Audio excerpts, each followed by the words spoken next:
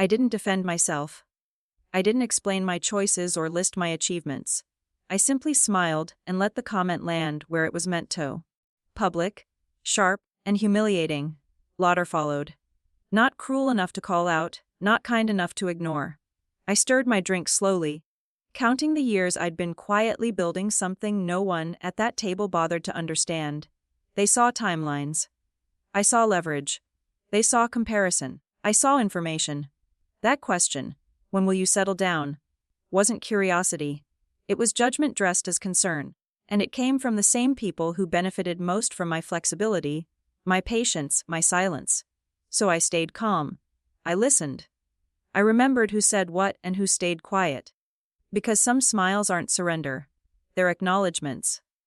Of timing, of options, of consequences.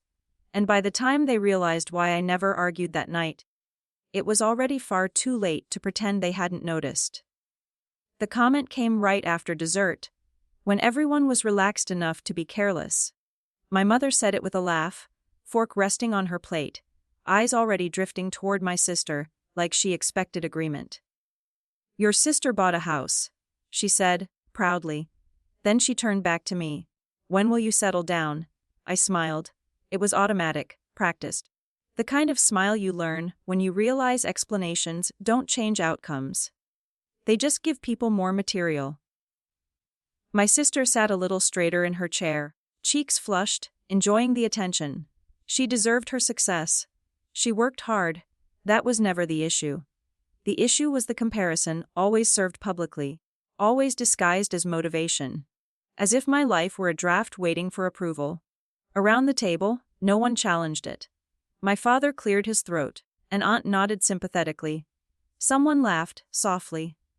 The moment passed, but it didn't disappear. It settled. I'd been living on my own for years, paying my bills on time, building a career that didn't photograph well at holiday dinners. No keys to jingle. No mortgage to announce. Just stability that didn't need applause. Apparently, that made me unfinished. After dinner, I helped clear plates while my sister told the story of the closing again. Interest rates, negotiations, how stressful it all was. My mother listened like it was a victory speech. I rinsed dishes and watched the reflection of my face in the kitchen window, still smiling, still quiet. This wasn't new. Growing up, I'd learned early that I was the one expected to adapt. My sister was decisive, visible. I was flexible, reliable. When plans changed, I adjusted. When sacrifices were needed, I understood. It was framed as maturity, but it felt more like convenience. In the weeks leading up to Christmas, I'd been busy. Long days at work, evenings spent finishing projects I couldn't talk about yet. I kept my life compartmentalized because I'd learned how quickly it could be reduced to comparisons. If you can't explain it in a sentence, people assume it doesn't count. Later that night, as coats were pulled on and goodbyes exchanged, my mother hugged me and said, "I just want you to be happy." It sounded sincere. It usually did. "I am," I said. She nodded, but her eyes flicked past me, already searching for my sister. Driving home, the roads were empty, the city quiet in that post-holiday way. I replayed the moment, not angrily, but precisely. The timing, the audience. The assumption that my silence meant agreement. I realized something then. They weren't worried about me settling down. They were worried about me not fitting the story they told about our family. Over the next few days, messages came in. My sister sent photos of paint samples. My mother forwarded listings, "Just to inspire you." I responded politely, briefly. The smile stayed, even through the screen. But underneath it, something was shifting. I began noticing how often my choices were treated as temporary, how my patience was mistaken for indecision, how easy it was for people to define your worth when you don't interrupt them. One evening, alone in my apartment, I opened my laptop to review something unrelated and found myself lingering on documents I'd filed away months ago. Proof of progress that didn't need an audience. Plans that didn't require permission. I closed the laptop slowly, my smile finally fading, not into anger, but into clarity. Because I understood now. That comment at Christmas wasn't about my sister's house. It was about control. And I had just decided I wasn't going to play my part the same way anymore. The days after Christmas settled into a familiar quiet, but it felt different this time, less comforting, more revealing. I returned to work, slipped back into routines that had nothing to do with family expectations. Meetings, deadlines, conversations where my name wasn't followed by comparison. There was relief in that anonymity. At home, my phone buzzed more than usual. My mother sent articles about first-time buyers. My aunt asked if I'd considered moving closer to family. My sister texted updates about contractors and inspections, each message ending with, "It's so stressful, but worth it." I replied with neutral encouragement. Short sentences. No openings. I wasn't punishing anyone. I was paying attention. At work, I was trusted with responsibilities people didn't see at dinner tables. I handled negotiations, reviewed contracts, made decisions that carried real consequences. When I spoke, people listened. When I said I needed time, it was respected. The contrast stayed with me longer than I expected. One afternoon, my mother called during my lunch break. She sounded casual, but I recognized the tone, the one she used when she wanted to guide a conversation somewhere specific. "I didn't mean to embarrass you at Christmas," she said, not an apology. A clarification. "I know," I replied. She paused, waiting for more. When it didn't come, she continued, "I just worry. You're so independent. Sometimes I think you don't need anyone." I almost laughed at that. Instead, I said, "Needing people isn't the same as being managed." Silence stretched between us. She changed the subject, asking about work, about my schedule. Then, lightly, she mentioned a situation she needed help with.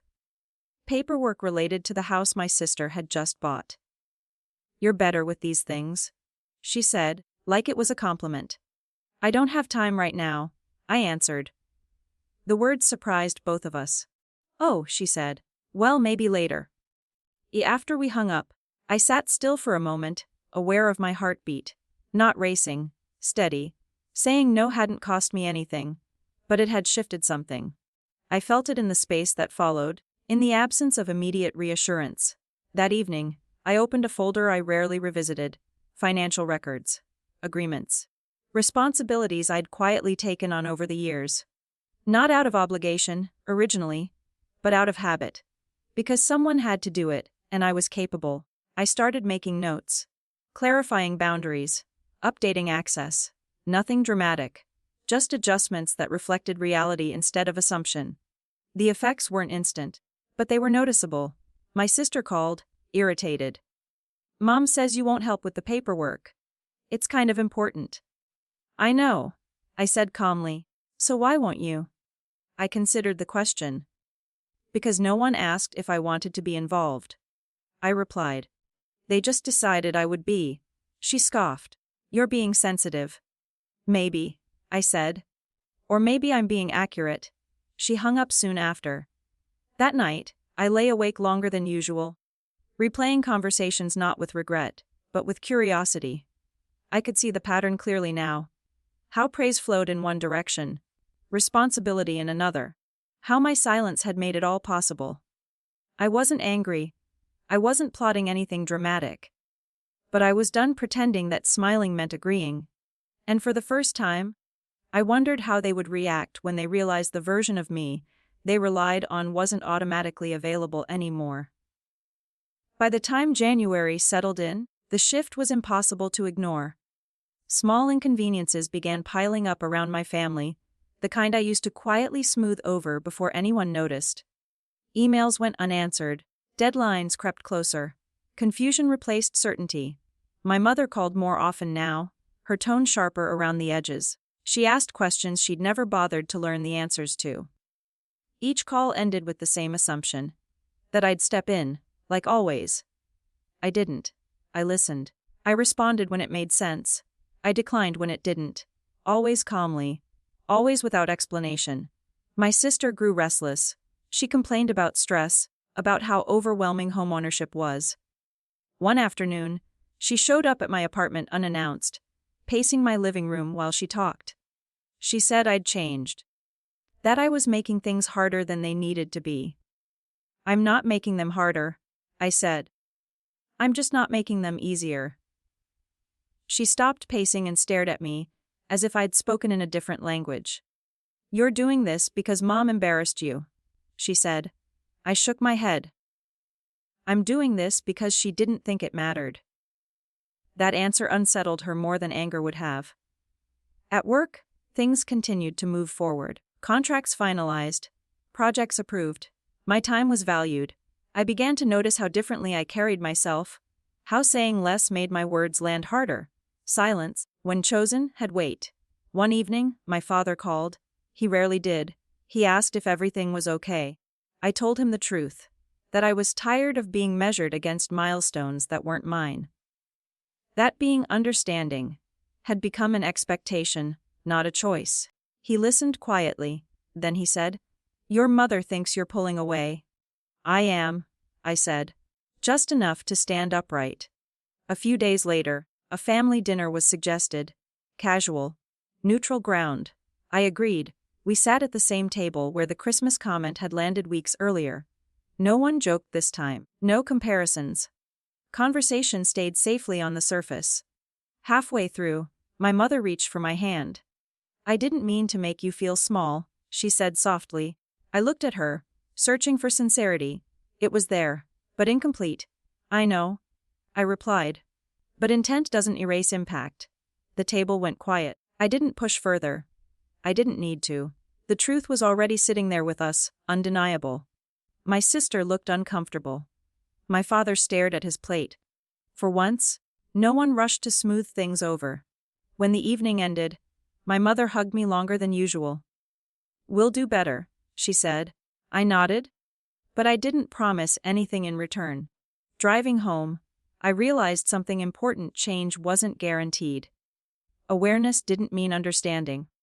And apologies didn't automatically restore access.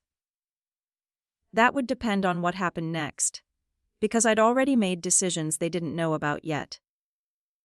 And once those decisions became visible, there would be no pretending this was just a misunderstanding anymore.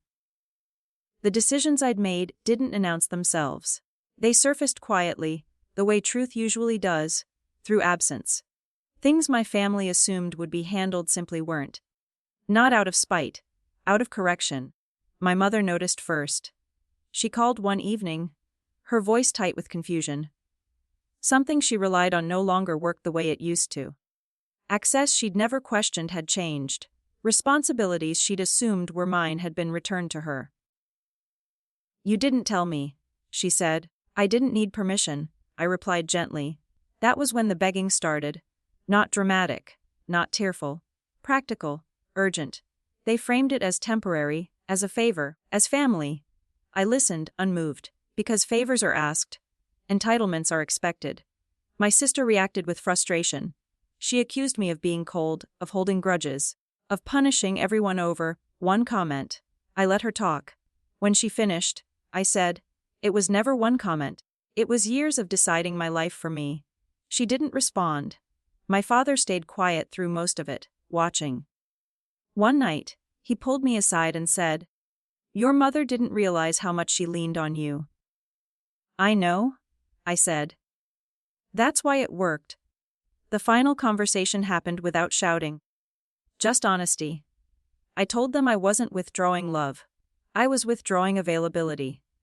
That my life wasn't behind schedule, just because it didn't look like my sister's. That settling down didn't mean shrinking myself to make others comfortable. My mother cried then. Not loudly. Softly. She apologized, not for the joke, but for the assumption behind it. I accepted that. What I didn't accept was going back to how things were. Now, when we sit together, comparisons are gone. Requests are phrased carefully. Inclusion happens before decisions, not after. It isn't perfect, but it's different. That smile at Christmas, it wasn't weakness. It was the moment I chose leverage over defense, clarity over explanation. And they never mocked me again. Not because I argued, but because I finally showed them what settling down actually looks like.